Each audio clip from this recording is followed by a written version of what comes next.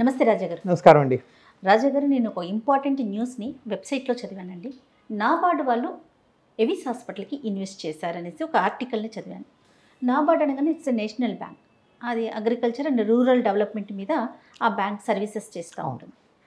So అంటే ఏ క్రైటీరియాతో మన దాకా వచ్చారు అసలు? అంటే పిక్ చేసుకోవటమే ఒక స్పెషల్ కేటగిరీ కదా, ఎట్లా జరిగిందండి ఇది?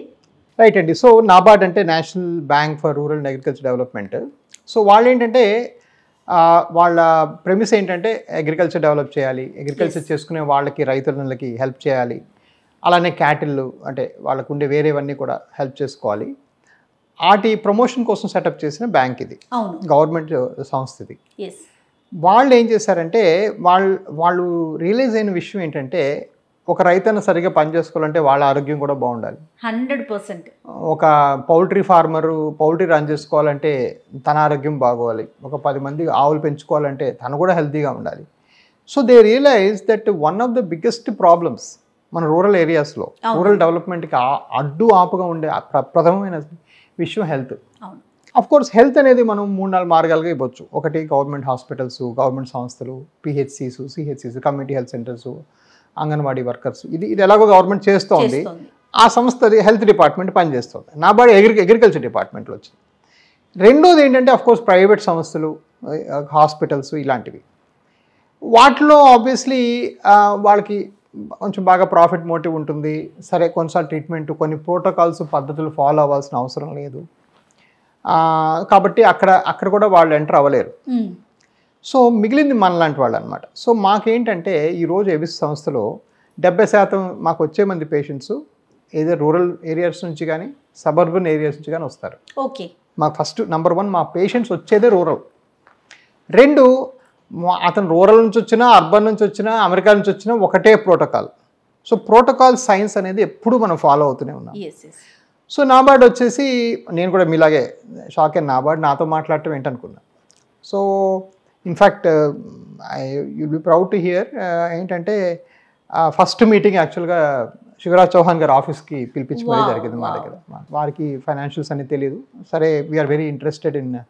సో ఇది నాబార్డు వాళ్ళ first health care venture investment ఇదే, మనదే. ఇంతకుముందు వాళ్ళు ఇప్పుడు దాకా హెల్త్ కేర్లోకి ఎంటర్ అవ్వాల. ఓకే.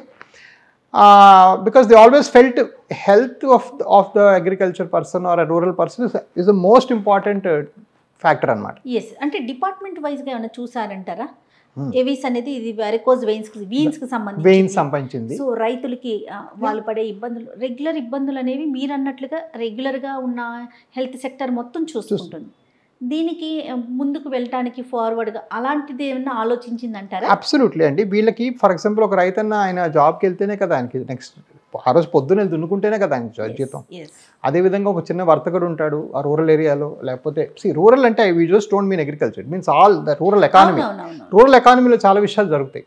ఒక వర్తకులు, చిన్న వర్తకులు ఉంటారు, స్మాల్ ట్రేడర్స్ ఉంటారు, క్యాటిల్ డెవలప్ చేసుకునే వాళ్ళు ఉంటారు, పౌల్ట్రీ ఫార్మర్స్ ఉంటారు, మరేమైతేనే వాళ్ళందరికీ కూడాను వీళ్ళు ఎవరు కూడా ఆ రోజు పనికి వెళ్ళకపోతే ఆ రోజు ఏమి ఉండదు. ఒక బండి తోసుకునే వాళ్ళు అయితేనేమి ఎవరైతేనేమి, రైట్. సో అది మనం బాగా అపీల్ అయింది, రైట్. రెండోది మనం తెలుసో తెలియకో మనకి మిడిల్ మ్యాన్ ఉండరు, మన సంగతి తెలిసిందేగా, అంతే డైరెక్ట్ కస్టమర్స్ మనకి తీసుకొచ్చిన వాళ్ళే. సో ఇంకోటి గవర్నమెంట్ వచ్చి ఇన్వెస్ట్ చేయాలంటే, గవర్నమెంట్ కంపెనీస్ ఇన్వెస్ట్ చేయాలంటే ఎక్స్ట్రీమ్లీ క్లీన్గా ఉండాలి. ఎందుకంటే మనం ఏమన్నా డర్టీ పనులు చేస్తే వాళ్ళు డర్టీ అయిపోతారు మన వల్ల. కాబట్టి వాళ్ళు ఎంతో రీసెర్చ్ చేశారు. వీళ్ళు ఎవరికైనా రిఫరెన్స్ ఇస్తున్నారా, రూల్స్ అండ్ రెగ్యులేషన్స్ అసలు నెంబర్ ఆఫ్ ఉంటాయి కదా, అన్బిలీవబుల్. ఎలా అచీవ్ చేసింది అసలు వాళ్ళు దే వెంట్ త్రూ. ఎలాగంటే వాళ్ళు ఎత్తికి ఒక దువ్వినేసి మరి దువ్వి చూసారనమాట ఎక్కడైనా ఏమైనా దొరుకుతుందని. ఏం లేదు, వెరీ క్లీన్. ప్రతి వాళ్ళు వచ్చి ఇక్కడ కూర్చొని 1 వీక్ ఇక్కడ కూర్చున్నారు. 4 వచ్చి మీరు ఎందుకు వచ్చారు, మీకు ఎవరు పంపించారని. వాళ్ళేమో సార్ మా విన్నాము, మా తెలిసిన తగ్గింది, పలానా తగ్గింది వాళ్ళు చెప్పవచ్చు. ఓహో, ఇది పేరు బట్టి వస్తున్నారే కానీ ఎవరికి ఏమి లాలూచీలు పెట్టి రావట్లేదు. అలానే ఫర్ ఎగ్జాంపుల్ కంపెనీ, నేను ఈ సంస్థ పెట్టినప్పుడు నాకు అమెరికా నుంచి వచ్చినప్పుడు సరే మనం 10 మంది సేవ చేయాలి, సరే అది ఎలా చేస్తాము. దాంతోపాటు మన ట్యాక్స్ మన టైం కట్టుకోవడం కూడా దేశ సేవే కదా. బుక్స్ ఓపెన్ చేశారు, ఎవడో క్యాష్ కట్టినోళ్ళు, క్యాష్ కట్టనోళ్ళు, చెక్ పేమెంట్ అన్నీ తీసుకెళ్ళి బ్యాంకులో పడేశారు. సో వాడు బుక్ చూస్తే ఇదిగో ఆ ఫోన్ చేసి పలానా సుబ్బారావు మీరు చేయించుకున్నారంటే చేయించుకున్నాను, మీరు ఎంత కట్టారు? ₹1,00,000. కిందున్న టీం కూడా ఎవరి పని వాళ్ళు ప్రాపర్గా చేసుకుంటూ వెళ్ళిపోయారు. చేసుకుంటారు అంతే కదా? అంతే, అబ్సల్యూట్లీ. సో అందరూ కూడా ఏంటంటే ఒకటే మాట, ఫెయిల్ అయితే మళ్ళీ చూసుకుంటారు. ఇదే మనం ప్రతి షోలు చెప్పినవే. కాకపోతే అది వాళ్ళకి బయట నుంచి చూసేవాడికి కళ్ళు తిరిగినాయి. అంటే వాళ్ళకి ఒక సంస్థగా చూసినప్పుడు మై గాడ్ ఇదేంటి ట్రాన్స్పరెన్సీ, ఇంత ట్రాన్స్పరెన్సీ మేము ఎప్పుడు హెల్త్ కేర్లో చూడలేదు. వాళ్ళు ఇన్నాళ్ళు హెల్త్ కేర్లో పెట్టండి ట్రాన్స్పరెన్సీ లేక. అవును, వాళ్ళ ఎవరైనా పెద్ద హాస్పిటల్లో మీరు తగ్గలేదని వెళ్ళారనుకో, అబ్బా అని కొంచెం లోపల హ్యాపీ అయిపోతాడు వాడు. మళ్ళీ 4 రోజులు అడ్మిట్ చేసి మళ్ళీ చూసుకొని మనం అలాగా తగ్గలేదా బాబు మంచి చేసేస్తాం ఫ్రీగా.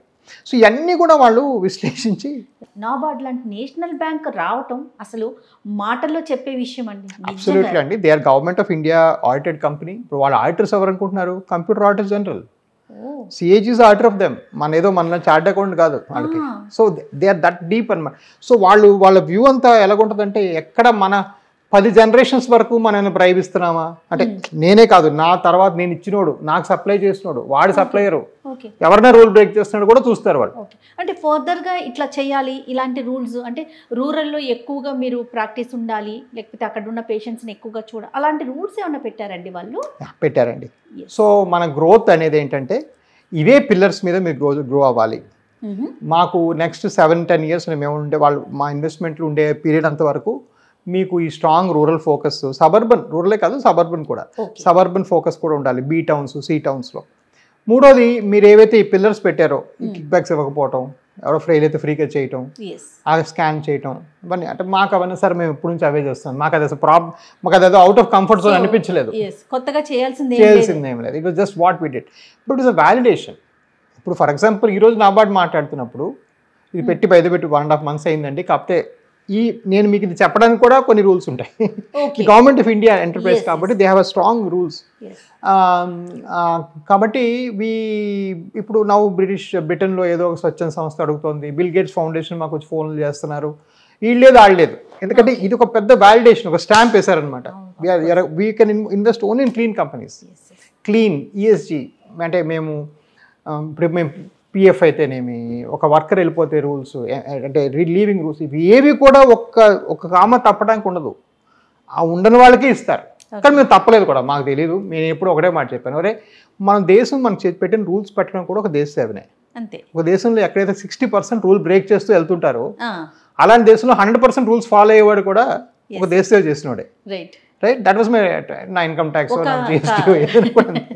ఒక కామన్ మ్యాన్గా స్టార్ట్ చేసిన రాజా గారికి నాబార్డ్ లాంటి సంస్థ వచ్చి ఇన్వెస్ట్ చేసింది, ఆ రోజు దాటేశారు, అయిపోయింది, ఒక హ్యాపీ మూమెంట్ కదా. మీ పర్సనల్ ఫీలింగ్ ఏంటండి? నేను చెప్పేది ఒకటే అండి, నేను ఇది ఒక కంటిన్యూస్ ఒక కన్విక్షన్తో స్టార్ట్ అయ్యాను. సో నాకు ఒకటే ఇప్పటికి ఈ రోజు కూడా నా మైండ్లో తిరిగే నంబర్, 30% భారతీయులకు ఉన్న సమస్య మనం డీల్ చేస్తున్నాం. నా దగ్గర 30% అయిపోయారా? అవ్వలేదు, ఇంకా 0.001% కూడా అవ్వలేదు. సో దీన్ని మనం ఎంతవరకు మనం కొట్టగలం? మీ వంతుగా, నా వంతుగా, అది నా జర్నీ. ఆ జర్నీకి వెళ్తున్నప్పుడు విశాఖపట్నం బయలుదేరినప్పుడు ఈ మైల్ రాయిలో విశాఖపట్నం 100 kilometers ఒక రాయి వచ్చింది. ఆ మైల్ రాయి NABARD. I'm in the direction, it is telling me, the stone is telling me that sir you're going the right way. ఒక బోర్డు వస్తుంది, విశాఖపట్నం 140 kilometers అని. అలా అంటే ఓహో నా దారి కరెక్టే అనమాట అని. ఇలాంటి మైల్ రాయిలు చూసుకుంటే ఏమొస్తుందంటే హ్యాపీనెస్ వస్తుంది. ప్రయాణం వెళ్ళేవాడికి ఒక బాటసారికి, ఓహో పర్లేదు ఇప్పుడు 4 గంటలు డ్రైవ్ చేస్తున్నాను, సరే కనీసం దారి అయితే ఉంది కదా, బాగానే ఉంది కదా, వెళ్తున్నాను కదా అని ఒక బాటసారికి ఒక feeling. But I always consider ఇది నా ప్రయాణంలో ఒక మైల్ రాయి మాత్రమే. Super sir, super.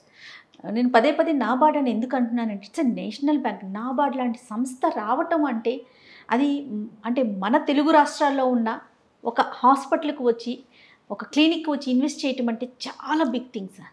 తెలుగు రాష్ట్రాలే కాదండి, భారతదేశంలో ఇది NABARD first health care investment. Yes, భారతదేశంలోనే ఫస్ట్ హెల్త్. బికాస్ గవర్నమెంట్ సంస్థలు వైల్ చేస్తారండి, అంటే గవర్నమెంట్ హాస్పిటల్స్ అని చేస్తున్నారు, బట్ ప్రైవేట్ సంస్థలు కూడా వచ్చి హెల్ప్ చేయకపోతే ఇంతమంది పాపులేషన్ హెల్త్ డెలివర్ చేయలేం. 100%. ప్రైవేట్ సంస్థలు పెట్టినప్పుడు అందరికీ ఎంతో కొంత ప్రాఫిట్ ఎక్స్పెక్టేషన్ ఉంటుంది, లేకుండా ఎవరు చేయరు.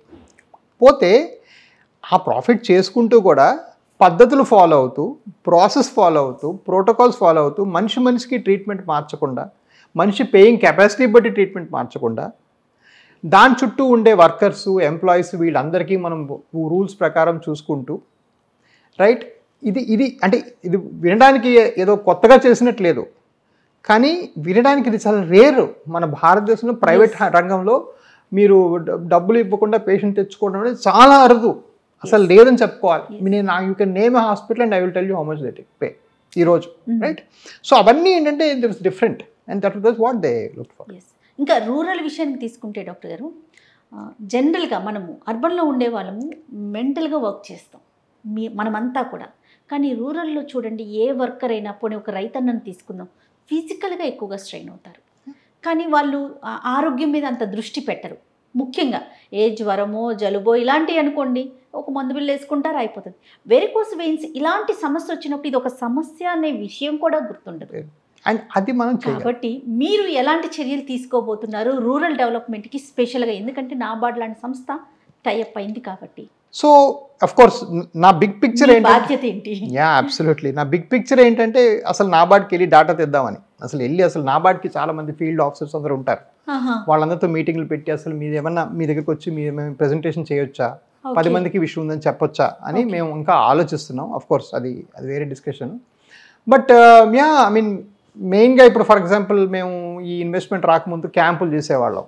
క్యాంపులు కూడా ఏంటంటే బీ టౌన్స్లో, సి టౌన్స్లో, రాజమండ్రిలో క్యాంప్, కాకినాడలో క్యాంప్. ఇప్పుడు అలా కాదు, కంకిపాడులో క్యాంపు. సో ఆ లెవెల్ దిగాము మనం. కంకిపాడులో క్యాంప్ నిన్న చేసాం, చెవిటూరులో కింద క్యాంప్ చేసాం, తిరువూరులో మొన్న క్యాంప్ చేసాం. ఇట్లాగా ఇవన్నీ క్యాంప్స్ ఇంకా మైక్రో క్యాంప్స్ లెవెల్కి వెళ్తున్నాం. అది మెయిన్ అండి. అందులో ఏంటంటే కొన్ని వేల మందికి దీనివల్ల చైతన్యం చెందుతున్నారు. కోర్స్ ఇంకా స్టాఫింగ్ అవ్వాలి, బట్ విజయవాడ గుంటూరు ప్రాంతంలో అయితే భయంకరంగా చాలా చేస్తున్నాం. నెలకి ఆల్మోస్ట్ 30 క్యాంపులు జరుగుతున్నాయి. మరి తిరుపతి ఆ సైడ్ కూడా మాది బాగా స్ట్రాంగ్ చేసాం. ఇలాగ మరి కోర్స్ ఆంధ్ర అంతా చేయాలి, అది వేరే సంగతి. కోర్స్ దానికి ఇంకా మనుషులు హైర్ చేయాలి. వచ్చి కూడా 1 month అయింది కదా. కొన్ని ఇప్పుడు వాళ్ళు వచ్చేటప్పటికి 46 మంది ఎంప్లాయీస్ మన దగ్గర. ఈవేళ ఈ మంత్ నేను 230కి సైన్ చేశాను శాలరీస్. ఈ ఇయర్ అంటే 500 అయిపోతుంది. సో ఇవన్నీ కూడా అఫ్ కోర్స్ 10 మందికి ఉపయోగపడటానికి. ఇది కాకుండా మేము యాక్చువల్గా ఒక బస్ పెయింట్ చేస్తున్నాం. ఇది ఒక ప్రయోగం అవుతుంది, వినూత్న ఆలోచన. ఒక బస్ వెళ్ళి ప్రతి ఊర్లో ఉంటుంది, సాయంకాలం వచ్చి ఆ రోజు ఎవరు వచ్చే వాళ్ళు చూసుకోవచ్చు. బట్ ఇది ఇంకా ప్రాసెస్లో ఉంది. సో ఇలా చాలా అవుట్ రీచ్ ప్రోగ్రామ్స్ ఉన్నాయండి. అఫ్ కోర్స్ నేను ఎప్పుడు చెప్పేది ఏంటంటే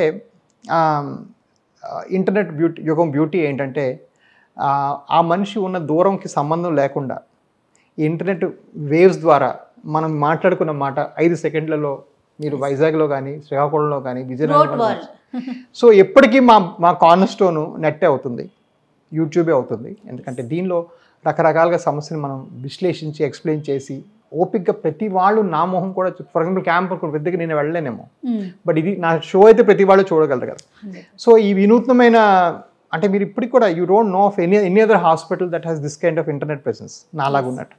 బట్ నాకు ఎందుకంటే ఇది డైరెక్ట్ కనెక్ట్ అండి. ఈ కనెక్ట్ నాకు చాలా అవసరం. ఈ వినూత్న పద్ధతుల్లో ఇదే నాకు మోస్ట్ ఇంపార్టెంట్ పద్ధతి. దీని ద్వారానే అది ఎక్కువ మందికి చెప్తుంటారు. Right, thank you so much అండి. ఇందులో మేము కూడా ఒక చిన్న పార్ట్ అయినందుకు పర్సనల్గా నాకు చాలా సంతోషం అనిపిస్తూ ఉంది. చిన్న పార్ట్ కాదండి, చాలా పెద్ద పార్ట్. నేను ఇందాక ఎవరికో చెప్పినట్టుగా 7 ఏళ్ళుగా నా ప్రయాణం మీతోనే జరుగుతుంది. మీరు so of course it's a wonderful experience.